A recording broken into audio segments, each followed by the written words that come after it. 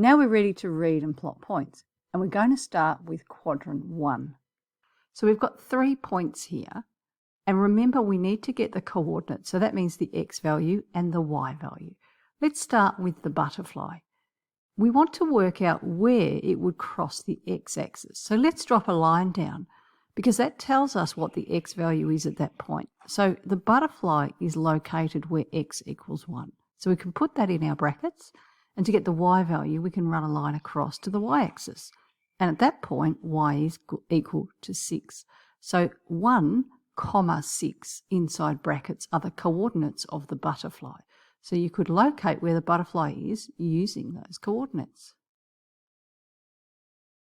Now if we look at the house, you can go down to the x-axis to see that x equals 4, and then we run a line across and y is equal to 9. Now you can actually continue those lines on, and where those two lines intersect is the point where the house is. So 4, 9 are the coordinates of the house. And finally we've got the pig. So the x-axis is 7 because it's in line with 7 on the x-axis. And if we draw a line to the y-axis, you can see y equals 3. So x is 7 and y equals 3. So the coordinates of the pig are 7, 3. Oh, now we've got to plot a point. This time we don't have the point, but we have the coordinates. Well, we just do the same thing, really, but this time we're going to be drawing our point. Now, we've got a pair of coordinates, and remember, x, y is how they're set out.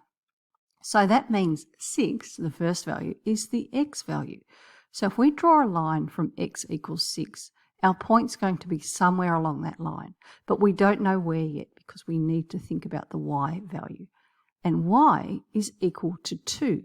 So if we rule a line where y equals 2, at the point that it crosses the line where x equals 6, it's true that x equals 6 and y equals 2 only at that point, because both of the things have to be true. So that's the point 6, 2. We've got a 0 here. Now this is a little different because we might find it confusing, but don't worry because it's actually just the same. Now we've got x, y as our coordinates, so x needs to be 0. X is 0 all along the y-axis. So see how I've got the dotted line? It happens to be in the same spot as the y-axis, but that's okay. Now y is equal to 8. So if we run a line across where y equals 8, that's where it bumps into the line x equals 0.